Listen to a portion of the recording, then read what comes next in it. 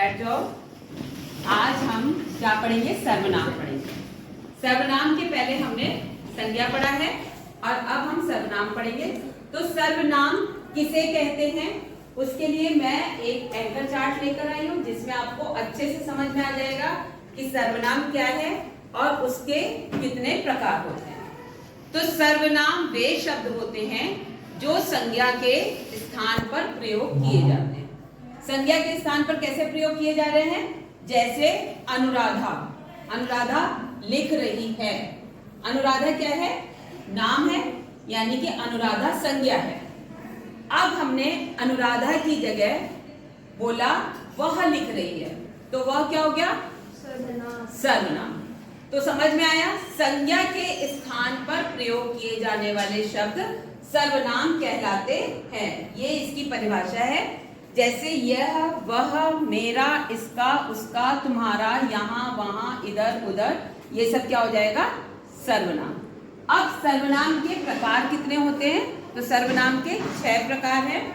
पहला है हमारा पुरुषवाचक सर्वनाम, ठीक। दूसरा है हमारा प्रश्नवाचक सर्वनाम, तीसरा है निजवाचक सर्वनाम, फिर है अनिश्चयवाचक सर्वनाम और निश्चयवाचक सर्वनाम, संबंधवाचक सर्वनाम।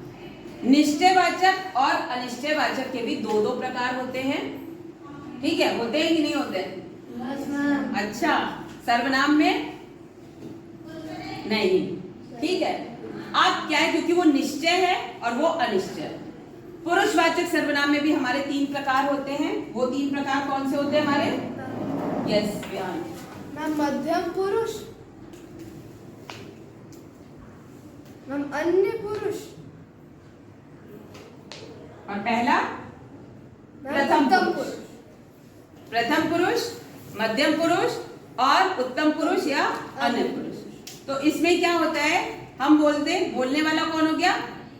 प्रथम पुरुष हो गया, ठीक है। हम अपने बारे में बात कर रहे हैं। दूसरा कौन है? यानी कि मैं बोल रही हूँ वक्ता, मैं प्रथम हो गई। आप कौन है? श्रोता, आप सुन रहे हैं। और किसी अन्य के लिए हम बात कर रहे हैं, तो वो क्या है? तीसरा। तो इसमें आप ऐसे समझ सकते हो कि ये क्या है? पुरुषवाचक सर्वनाम, उत्तम पुरुष, मध्यम पुरुष, अन्य पुरुष। जो सर्वनाम शब्द किसी व्यक्ति या प्राणी के लिए प्रयोग किए जाते हैं उन्हें पुरुषवाचक सर्वनाम कहते हैं। मैं हो गया उत्तम पुरुष या प्रथम पुरुष, तुम हो गया मध्यम पुरुष और वह हो गया अन्य पुरुष। यहाँ तक क्लियर है सबको? कृष्णा, समझ में आया? फिर हमारा आता है प्रश्नवाचक सर्वनाम, जो है वो बहुत ही इजी है। प्रश्नवाचक सर्वनाम में सबसे पहला है आपका कि यहाँ पे प्रश्नवाचक चिन्ह होगा, ठीक है। जैसे अब इसकी परिभाषा अगर हम देखेंगे तो जिन सर्वनाम शब्दों के लिए किसी प्रश्न का बोध होता है उसे हम प्रश्नवाचक सर्वनाम कहते हैं। जैसे कौन आया या आपका क्या नाम है, आप कहाँ रहते हो, वहां पर हम बाद में प्रश्नवाचक चिन्ह लगा रहे, तो वो हो गया हमारा प्रश्नवाचक। फिर हमारा आता है निजवाचक सर्वनाम। निज, निज माने अपना, वेरी गुड। निज माने क्या है? अपना। तो यानी कि हम अपने बारे में बात करेंगे। जैसे मम्मी लोग आपको बोलती होगी कि नहीं, जब छोटे हो गए कि नहीं बेटा अपने आप खाना खा लो, अपने आप, ठीक है। यानी कि वो काम आप अपने से खुद से कर रहे हैं। मैं स्वयं खाना खा लूंगी या मैं स्वयं अपना कार्य कर लूंगी, तो वो क्या हो जाएगा? निजवाचक सर्वनाम। फिर आता है हमारा निश्चयवाचक सर्वनाम।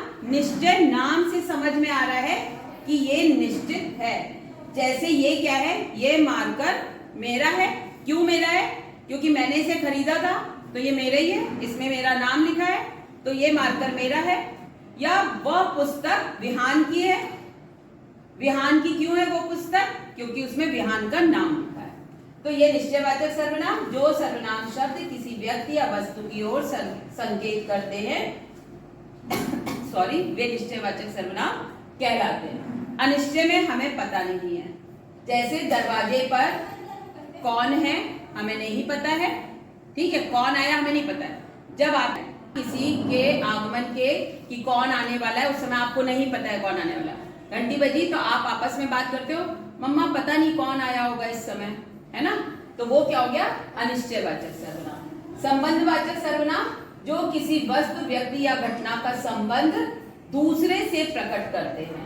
ठीक है, तो जैसा, जिसकी, उसकी, यहाँ पर ये शब्द आएंगे, वो क्या कहलाते हैं? संबंधवाचक सर्वनाम। मेरे ख्याल से यह आपको सबको समझ में आ गया होगा। अब मैं विहान और यशवी आपको यहाँ पे बुलाना चाहूंगी। अगर आप बता सकते हैं इसके बारे में कि आपको समझ में आया। 3 सर्वनाम विहान बताएगा और 3 यशवी।